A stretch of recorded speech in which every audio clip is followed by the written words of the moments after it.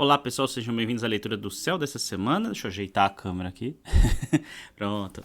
Galera, essa semana, bom, entrem no nosso grupo do WhatsApp. A gente, agora que terminou a Páscoa, a gente vai retomar os conteúdos que a gente vai postar ali, né? Se você tá no Instagram, é só no meu Linktree na minha bio. Se você tá aqui no YouTube, é só entrar na descrição.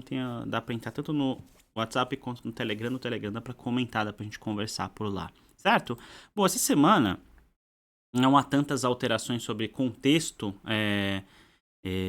astrológico, né? Então a gente tem em peixes, a gente tem Saturno e Vênus em peixes, né? Ah, Saturno aparece em Áries, é por causa desse programa. Esse programa, como ele não diminui o tamanho dos símbolos, né? Ele tá por aqui junto com Vênus, aí precisa encaixar, mas tá aqui. Tanto que se você olhar na tabela aqui, que não dá pra ver, mas nas tabelas astrológicas mostram. Saturno em 26 de peixes, Vênus a 26 de peixes, ou seja, estão em conjunção exata. Estou muito curioso para saber o que isso vai acontecer. Justamente hoje o Papa falece, né? E o que acontece? O falecimento do Papa, ele é um contexto de Saturno em conjunção exata com Vênus, que eu sempre falo que as relações Vênus e Saturno não me agradam. Eu lembro que quando era quadratura de Vênus e Saturno, foi o dia que o meu avô faleceu, por exemplo. Inclusive era em Corpus Christi, meu avô faleceu num Corpus Christi.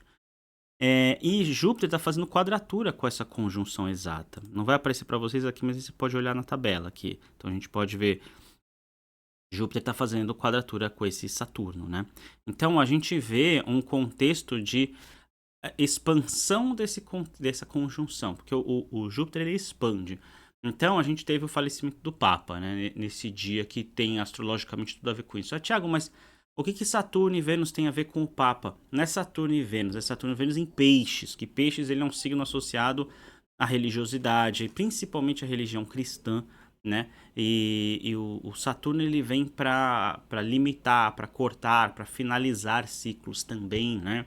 Então ele pode ser tanto o lado positivo de estruturação, de criação de estruturas mesmo, chegar a objetivos específicos, quanto de finalização, cortes e encerramentos, né?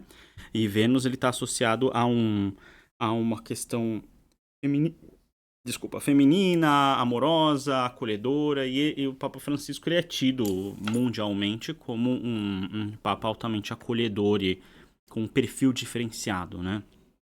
Então esse contexto tem a ver, né? Só que tirando a questão desse contexto Papa, desse contexto católico, né? É uma semana onde a gente vê muitas questões associadas ao feminino sendo agredidas, né? Porque o Júpiter e o Saturno são planetas masculinos e eles estão agredindo Vênus em peixes, né? Então a gente vê questões associadas ao feminino sendo necessários olhar, a gente precisa prestar atenção em notícias associadas ao feminicídio, ao machismo, etc. A gente precisa olhar em que parte nossa nós estamos dando vazão a facetas culturais nossas que estão associadas a esse diminuído feminino, né? E nós todos temos isso. A gente pode racionalmente pensar, não, na minha cabeça eu não faço distinção, etc, etc. Mas a gente tem uma questão cultural da qual a gente é criado de séculos e milênios, né? Que faz parte do status quo que às vezes a gente nem percebe. Como eu trabalho com atendimento de radiestesia, né? Eu sempre meço na mesa para trabalhar com os clientes as questões culturais e inconscientes, né? Porque às vezes a gente não percebe, mas uma energia nossa se movimenta. Não só pensamento, mas energias, né? E aí a gente vê aqui o Mercúrio a 4 graus de Áries em conjunção com o Netuno a 0 graus de Áries, né? Aquilo que eu falo do aspecto ariano que me preocupa. Esses dois planetas em Áries, principalmente a entrada de Netuno em Áries, ele me alerta para possíveis conflitos, né? Conflitos bélicos em regiões do planeta. Não falo de guerra mundial, mas eu falo de conflitos de fins religiosos, né? Porque saiu de Peixes, está em Áries, mas Netuno entrou em Áries. E Netuno ele é o regente de Peixes, então ele traz esse assunto para conflitos armados, né? E agora a gente tem o Sol entrando em Touro, fazendo quadratura com Plutão e fazendo quadratura com Marte, e Plutão e Marte fazendo oposição. Esse aspecto que alguns livros chamam de T-square, eles não traduziram, outros chamam de quadratura em T ou triângulo retângulo, né, que é quando a gente tem uma posição em duas quadraturas, é um aspecto bem tenso, bem tenso. Então, quando a gente fala de touro, a gente fala de questões financeiras, a gente está olhando o mundo se tentando se rearranjar com a questão geopolítica financeira. Estou falando das tarifas que os Estados Unidos estão impondo a vários países, né? Então, e por que eu estou falando de dinheiro? Porque touro está associado a dinheiro, né? Então, Sol entra em touro, tá em voga esse assunto, né? E não tá sendo fácil pro planeta. O planeta tá lidando isso de uma maneira muito amarga. E eu não tô reclamando. Eu acho que, por mais desconfortável que seja, a minha opinião é que isso é necessário. Isso é necessário pro planeta se reorganizar para encontrar novos caminhos. Eu acho que quando a famosa analogia da água bateu na bunda. Nossa senhora, realmente, esse tarifaço, ele afeta todo mundo e afeta o financeiro de todo mundo. Então, o que a gente faz com isso? A gente cria inteligência, a gente cria criatividade, né? A gente criativamente encontra caminhos para não depender tanto dessa potência financeira, né? Então, quando a gente vê aqui Sol em quadratura com Plutão, a gente precisa olhar o assunto de maneira revelatória. Revelatória, acho que o termo correto é esse.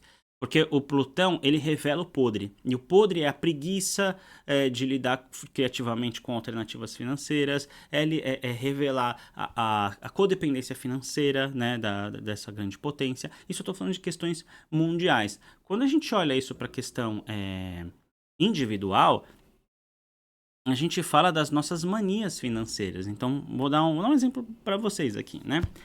Eu sou uma pessoa que, financeiramente, eu sou muito regrado. Eu não sou mão de vaca, mas eu sou regrado. Mas tem coisas que eu não economizo. Então, por exemplo, eu moro num bairro onde o fornecimento elétrico ele é muito precário. Então, começa a ventar, começa a chover, dá quedas de luz. Quando eu me mudei para cá e percebi isso, eu comprei um no-break para plugar meu PlayStation. É o meu maior agrado, é o meu PlayStation, né? O PlayStation 5. E caiu a luz e o PlayStation desligou. E aí eu descobri que o no-break que eu tenho, ele não é adequado para esse equipamento.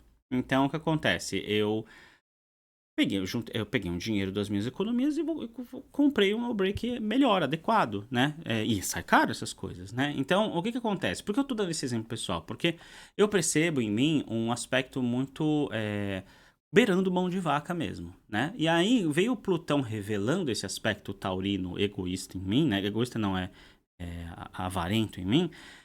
Eu pensei assim, pô, mas eu preciso valorizar as coisas que são importantes para mim, né? Então eu posso economizar nisso, naquilo, mas nisso aqui não. Tem duas coisas que eu não economizo: no meu entretenimento principal, que são esses equipamentos, e nos meus equipamentos de trabalho. Então, por exemplo, meses atrás quebrou um teclado, pensei duas vezes. Estava em intervalo, desci na que tem uma calunga aqui do lado, peguei um teclado bom para mim, né?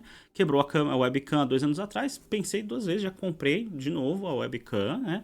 E é isso aí, né? Tem coisas que são importantes pra gente e que a gente precisa prestar atenção. Tô dando esse exemplo, pessoal, para vocês colocarem isso para vocês. Em que partes da sua vida você está negligenciando o devido investimento e que é importante para você? Sua saúde, os seus relacionamentos, o seu relacionamento afetivo, o seu casamento, né? Os seus equipamentos de trabalho, o seu dia a dia, o seu lazer ou o seu trabalho, né? Ou qualquer outra área da sua vida, né? Observe aqui as 12 casas representando 12 áreas da vida, né? E cada casa representa mais de uma área da vida. Por exemplo, a casa 6 representa a saúde, mas também representa cotidiano, trabalho, rotina. Casa 5, a expressão pessoal, autoestima, mas também flertes, namoro, sexo e a procriação. E por aí vai, né? Então a gente precisa prestar atenção com essa quadratura aqui. O que a gente tá negligenciando da gente? Falei pra caramba agora, já são 9 minutos e 15 segundos de vídeo. Então, vou encerrar por aqui, me empolguei.